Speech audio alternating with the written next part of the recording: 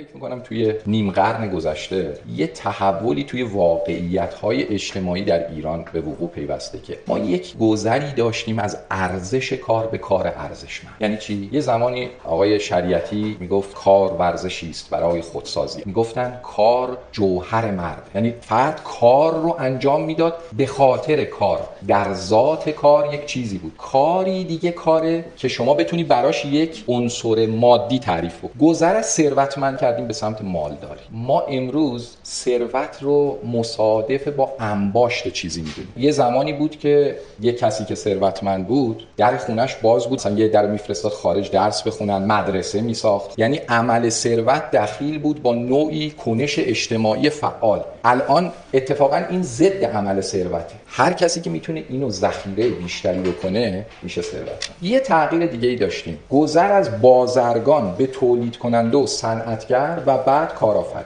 واژه بازرگان متعلق به قرن 12 میلادی، واژه تولید کننده و صنعتگر متعلق به قرن 16 میلادی، اما این کارآفرین تو همین قرن اخیر ساخته شد. ولی واقعا بازرگان کیه؟ تولید کننده کیه؟ کارآفرین کیه؟ شما جدیدا خیلی دیگه میشنوید که دولت باید از کارآفرینان حمایت بکنه.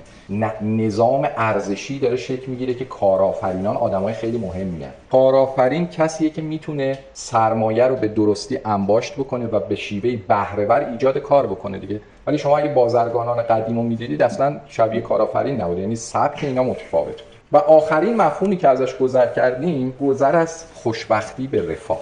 یعنی یه زمانی خوشبختی الزاماً با رفاه سنجیده نمیشه. الان رفاه مساوی خوشبختی داره میشه. یا آقا اگه رفاه بیشتری داری پس الزاماً خوشبخت داری. ولی واقعیت اینه که مطالعاتی که حتی تو کشورهای اسکاندیناوی انجام شده، یعنی جاهایی که رفاه بسیار بالایی هست، بعضن آماراش، من خودم 2 سال توی هند زندگی کردم. مردم هند یکی از مردمانی که به شدت فقیرن ولی به شدت شاخصهای خوشبختی درشون بالاست. الان من ارزش گذاری نمی‌کنم و نمیگم که این خوبه یا بده.